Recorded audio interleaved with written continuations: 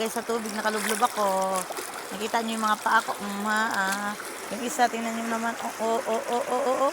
Upo!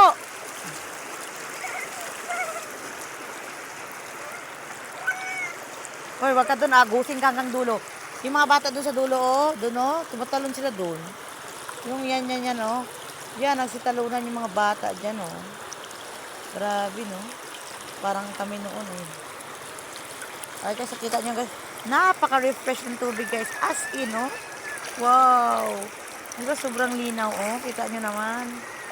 Ang linis ng tubig na galing sa bundok, Kita nyo yan, guys. Kaganda, guys. Sarap naman. Sarap magbabad kasi sobrang lamig ng tubig. Galing talaga sa mismo sa bundok. Hindi ko alam kung anong bundok yan. Basta bundok yan, kasarap, guys. So, pasensya na kayo. Hindi nyo makita yung pagmumukha ko. Parang mabasa na yung tubig. Yung camera ko niya. Dito. Basa pala ng tubig. Kita nyo yan, yan.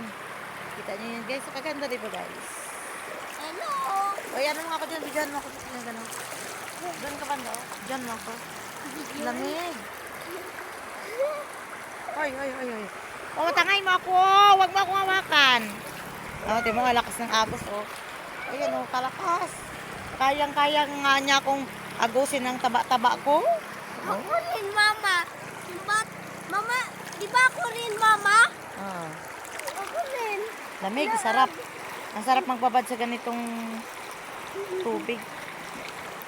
Ang layo-layo pala ng biyahe dito. Mga 3 hours and a half. Yung biyahe namin. Galing ng Paraiso. Barangay Paraiso. Tarlac. Layo.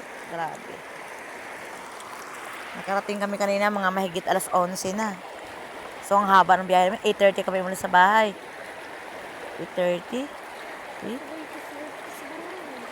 3 hours din halos pala yung biyahe namin kasi 11:30 na kami higit dumating kanina. 11:30.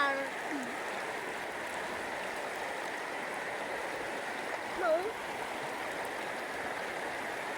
Gusto naman yan doon.